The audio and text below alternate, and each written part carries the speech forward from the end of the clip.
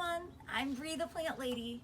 Today I want to share some tips on seed starting to extend your harvest season, very specifically with broccoli. Now broccoli is one of my all-time favorite vegetables. Here in Zone 7, it thrives during the cool season. I actually get seeds started in the middle of July and I suffer through the process of keeping it alive. But that's what provides me my earliest harvest, usually the first or second week of October. What I've learned over the last 20 years is that if I sow seeds once a month, I will be able to always have broccoli to harvest every single week of the whole fall, winter, and spring season. So I have broccoli out in the garden that's ready to be harvested for dinner tonight. And whenever I'm out harvesting broccoli, my mind is like, okay, it's time to get more seeds sown. Now here we are on the 4th day of January. It's cold. Many places it's too cold for you to be doing this. But here in central North Carolina, Zone 7, you can sow seeds and keep them outside, or do what I'm gonna do, which is stash them in a heated shed. Now the process is super simple. You can make your own seed pots, or like me, you can just recycle some containers that you've bought from plants over the years. I'm gonna fill these with Soil Cube organic compost. You can use a potting soil or compost of your choice, and 40 plants. I have 2 types of broccoli today. I have Romanesco, which is really beautiful and delicious, and then Deciso. I don't actually know how to say that variety.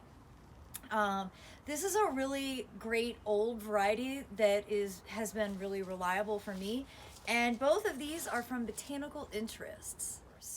So basically what I'm going to do is just dibble, and I usually do 2 per, but I think I'm actually going to make an exception today and only do one hole per cell. I really like these bigger cell trays.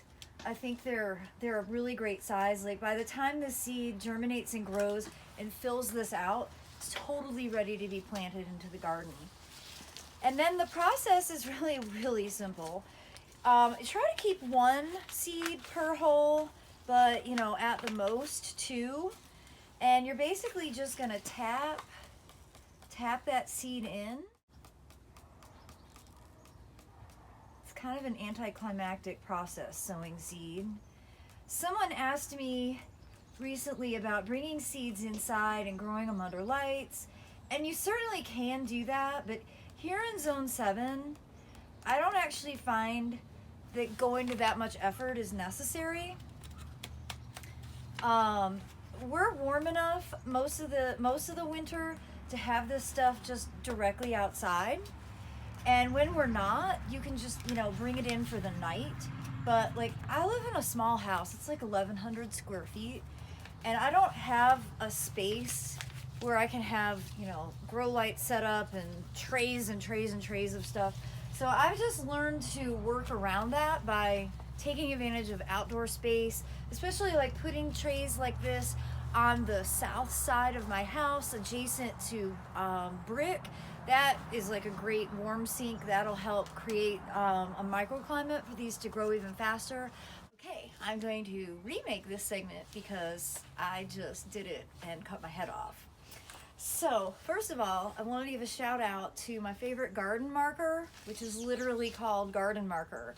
And the unique thing about this, it doesn't fade in the sun like Sharpies do, so it's much more reliable. Now, the last thing you want to do when you sow seeds is just tap the container to make sure that the seed is settled into your soil. This compost is pretty wet, so I'm not going to water these in. But I have decided that I'm going to do an experiment for all of you and for myself and see which works best. I'm going to put one of these trays right here on my back patio, which is brick and protected, easy access to water. And then I'm going to stash the other one in my heated shed with grow lights and room temperatures. So we'll see which performs best. We'll check back in a few weeks and kind of exchange notes. And that's really what I am most excited with gardening, is just to see stretch the limits, zone bend as much as possible, and take advantage of little microclimates and little areas like an underutilized shed that can extend my growing season. So again, I appreciate your support and interest. I never imagined that YouTube would bring me so much joy, but all of you really have made this a very special experience, and I'm grateful for it. So thank you so much for watching and subscribing, and I look forward to keeping in touch with this great January broccoli sowing experiment.